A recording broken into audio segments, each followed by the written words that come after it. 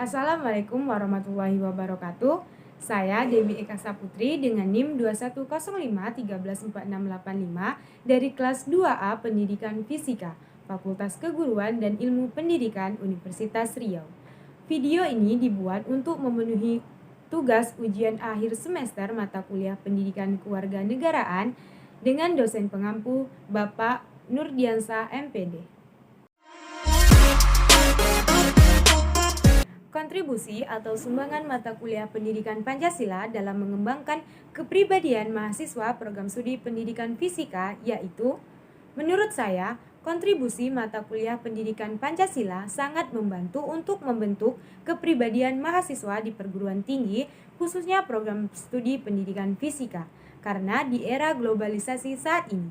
Selain itu, memberikan pemahaman dan penghayatan atas jiwa dan nilai-nilai dasar Pancasila kepada mahasiswa sebagai warga negara Republik Indonesia, serta membimbing untuk dapat menerapkannya dalam kehidupan bermasyarakat, berbangsa, dan bernegara.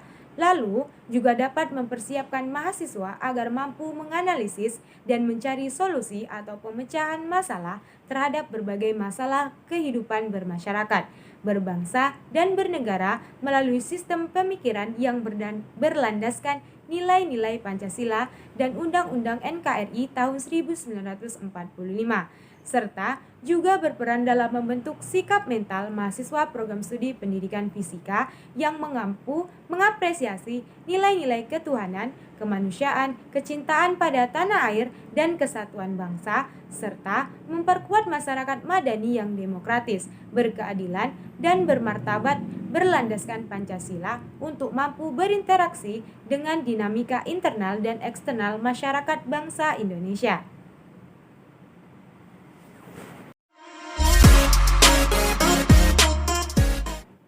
Korupsi adalah perbuatan yang dilakukan dengan maksud memberikan beberapa keuntungan yang bertentangan dengan tugas dan hak orang lain. Mengkorup adalah merusak, menyelewengkan, atau menggelapkan barang atau uang milik perusahaan atau negara, tempat kerjanya.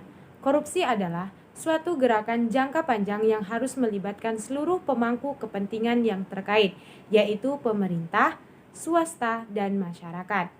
Dalam konteks inilah, peran mahasiswa sebagai salah satu bagian penting dari masyarakat sangat diharapkan untuk dapat berperan secara optimal dalam pemberantasan korupsi adalah pembenahan terhadap diri dan kampusnya, di mana mahasiswa harus mendemonstrasikan bahwa diri dan kampusnya harus bersih dan jauh dari perbuatan korupsi. Upaya pemberantasan korupsi dimulai dari awal masuk perkuliahan. Masa ini merupakan masa penerimaan mahasiswa, di mana mahasiswa diharapkan mengkritis kebijakan internal kampus dan sekaligus melakukan pressure kepada pemerintah agar undang-undang yang mengatur pendidikan tidak memberikan peluang terjadinya korupsi.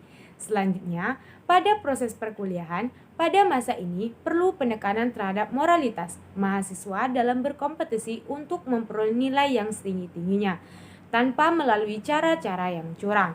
Upaya preventif yang dapat dilakukan adalah dengan membentengi diri dari rasa malas belajar pada tahap akhir perkuliahan, di mana mahasiswa memperoleh gelar keserjanaan sebagai tanda akhir proses belajar secara formal.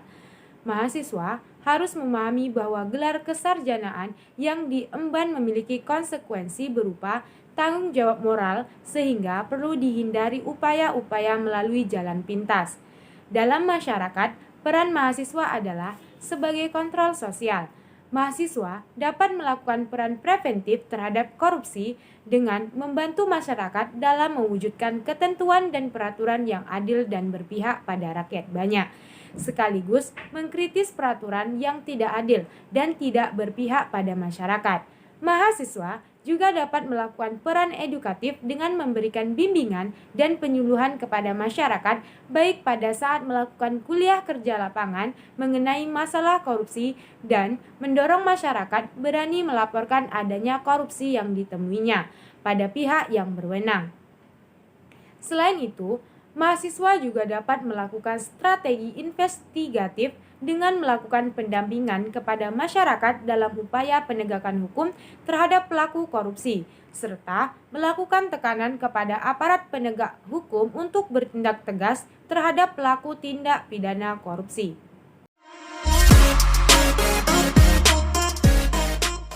Identitas nasional merupakan kepribadian atau jati diri nasional yang dimiliki suatu bangsa yang membedakan bangsa satu dengan bangsa yang lainnya. Identitas nasional dalam konteks bangsa cenderung mengarah pada kebudayaan, adat istiadat, serta karakter khas suatu negara.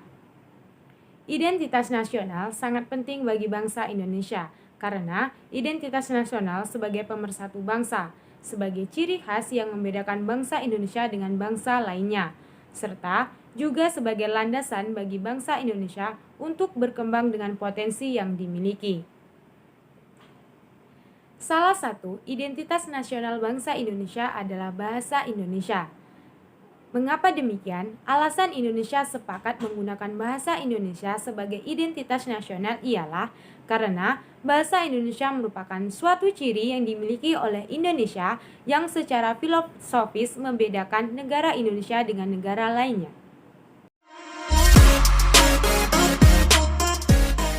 Salah satu kasus demonstrasi yang akan saya uraikan yaitu tentang politik uang. Politik uang adalah suatu bentuk pemberian atau janji menyuap seseorang baik supaya orang itu tidak menjalankan haknya untuk memilih maupun supaya ia menjalankan haknya dengan cara tertentu pada saat pemilihan umum. Pembelian bisa dilakukan menggunakan uang atau barang. Politik uang adalah sebuah bentuk pelanggaran kampanye. Politik uang umumnya dilakukan simpatisan, kader atau bahkan pengurusan partai politik menjelang hari H pemilihan umum.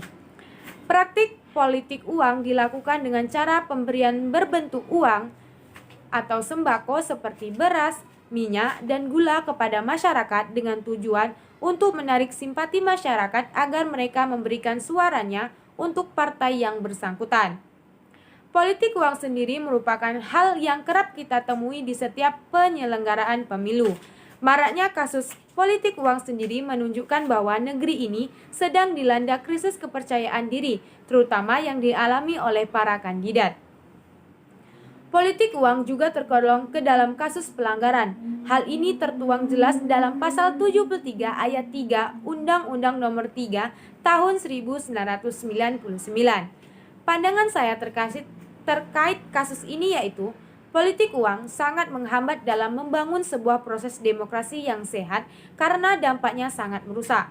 Salah satunya yaitu dapat menimbulkan potensi terjadinya perilaku korupsi dengan adanya praktik politik uang, maka biaya politik yang harus dikeluarkan oleh para kandidat calon pemimpin pada saat pemilihan akan membengkak sangat tinggi. Hal ini tersebut tentunya menjadikan beban politik yang berat bagi kandidat yang mengikuti kontestasi pemilihan, sehingga pada saat terpilih dan duduk di kursi kekuasaan akan terbebani oleh persoalan individu berkaitan dengan modal politik ini, yaitu persoalan bagaimana modal yang sudah dikeluarkan dapat kembali secepatnya, jauh sebelum akhir periode masa jabatannya. Ada dua potensi yang dapat ditimbulkan sebagai konsekuensi dari kondisi tersebut, yaitu timbulnya kecenderungan adanya potensi perilaku korupsi yang dapat menggerogoti anggaran negara dan potensi terabaikannya nasib rakyat karena pemimpin yang duduk di kursi kekuasaan lebih banyak disibukkan dengan persoalan individunya. Kedua hal tersebut tentunya merupakan kerugian yang akan diderita oleh rakyat.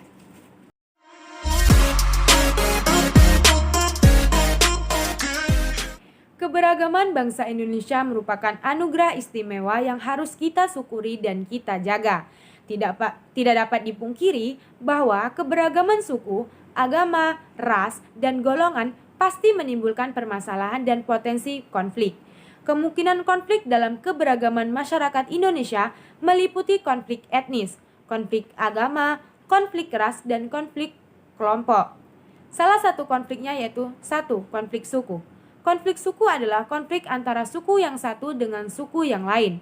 Perbedaan suku bangsa ini seringkali disebabkan oleh perbedaan adat budaya, kekerabatan, dan norma sosial masyarakat. Kesalahpahaman atas perbedaan ini dapat menimbulkan masalah dan konflik sosial. 2. Konflik antar agama. Konflik antar agama adalah konflik antar kelompok yang berbeda keyakinan dan agama. Konflik ini dapat terjadi antara satu agama dengan agama lain, atau antara kelompok dalam satu agama tertentu. Salah satu kasus penistaan agama di Indonesia yaitu kasus Basuki Cahayapurnama atau Ahok, yaitu pernyataannya terkait surat Al-Maidan tahun 2016. Terkait pernyataannya yang menyebutkan saingannya dalam pencalonan Gubernur DKI Jakarta menggunakan surat Al-Maidan. Pernyataan yang kemudian viral dan menimbulkan demonstrasi besar bulan lalu yang tersebar pada tanggal 4 November lalu atau pada tahun 2016 silam. Ahok sendiri ditempatkan kampanye di kawasan Menteng, Jakarta, mengatakan menerima keputusan menjadikannya tersangka yang ia sebutkan sebagai contoh yang baik untuk demokrasi. Dalam kasus Ahok, Rumadi mengemukakan bahwa Ahok sudah lama diduga akan dijerat entah jadi tersangka atau masuk pengadilan karena melihat kasus penodaan agama sejak tahun 1969 selalu saja begitu. Dan kalau ada kasus yang tidak melibatkan massa, ada kecenderungan orang itu lolos dari jerat hukum. Besarnya efek media sosial juga semakin memicu besarnya tekanan massa ini. Itulah kata Rumadi.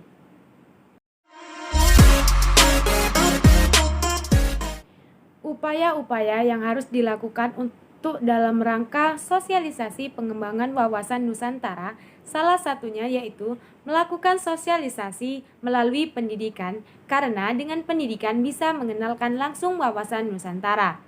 Ada 3 tingkatan sosialisasi. 1. Pada tingkat TK. Bisa dilakukan dengan cara mengenalkan tentang lagu kebangsaan dan lagu-lagu nasional serta daerah, bahasa Indonesia, dan bendera merah putih sebagai bendera negara. Kedua, tingkat SD bisa dilakukan dengan cara mengenalkan tentang lagu-lagu kebangsaan dan lagu-lagu nasional serta daerah, bahasa Indonesia, dan bendera merah putih sebagai bendera negara. Dan tingkat SMP bisa dilanjutkan dengan pendidikan dasar yang sudah diterima di tingkat SD, dan upaya bangsa Indonesia untuk mempertahankan keutuhan NKRI dari segala macam bentuk rongrongan, pemberontakan, dan pengkhianatan yang dilakukan oleh sebagian pengkhianat bangsa maupun kemungkinan adanya ancaman yang datang dari luar. Tingkatan yang terakhir yaitu tingkat SMA. Dilanjutkan dari pendidikan menengah pertama yang sudah diterima di tingkat SMP secara aplikatif agar lebih menghayati arti penting bela negara dan rasa cinta tanah air dalam rangka mempertahankan keutuhan dan rasa persatuan kesatuan bangsa Indonesia melalui cara pandang yang sama dalam wadah NKRI. Sehingga sebagai anak bangsa akan tertanam jiwa bela negara dalam kerangka pertahanan negara.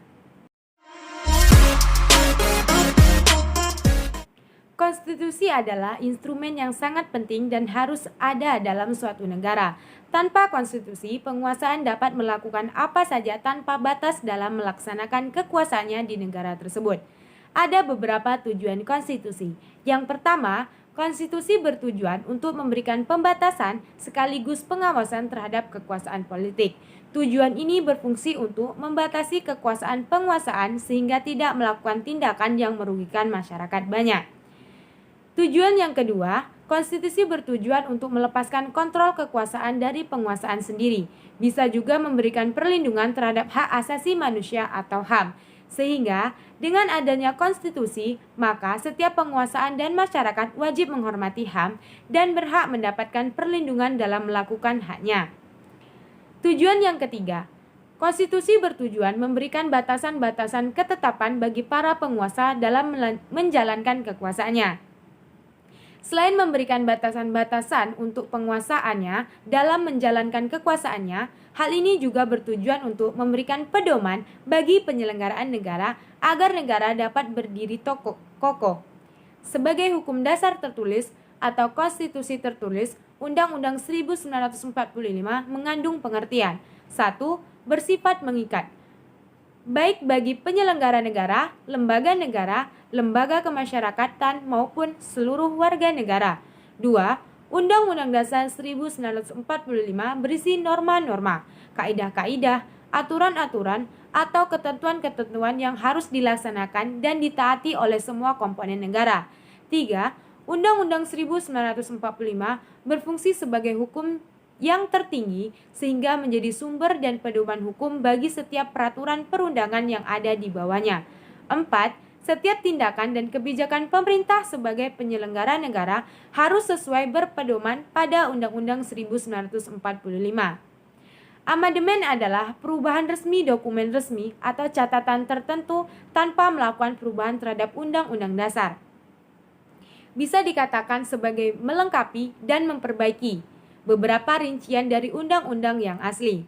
Tujuan perubahan Undang-Undang Dasar 1945 yaitu untuk menyempurnakan aturan dasar seperti tatanan negara, kedaulatan rakyat, HAM, pembagian kekuasaan, eksistensi negara, demokrasi, dan hukum.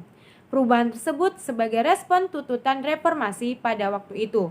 Tuntutan tersebut antara lain dilatar belakangi oleh praktek penyelenggaraan negara pada masa pemerintahan rezim Soeharto. Alasan filosofis, historis, yuridis, sosiologis, politis, dan teoritis juga mendukung dilakukannya perubahan terhadap konstitusi. Selain itu, adanya dukungan luas dari berbagai lapisan masyarakat. Perubahan Undang-Undang 1945 bukannya tanpa masalah, karena ada sejumlah kelemahan sistematika dalam substansi Undang-Undang Dasar pasca perubahan seperti inkonsisten, keracunan, sistem pemerintahan dan sistem ketatanegaraan yang tidak jelas. Perubahan Undang-Undang Dasar ternyata tidak sendirinya menimbulkan budaya yang tidak berkonstitusi. Amandemen Undang-Undang 1945 sebelum dilakukannya amandemen, Undang-Undang 1945 memiliki 38 bab, 37 pasal, dan 64 ayat. Setelah dilakukannya 4 kali amandemen, ada 16 bab, 37 pasal, 194 ayat, 3 pasca aturan perkaitan, dan 2 pasal aturan tambahan.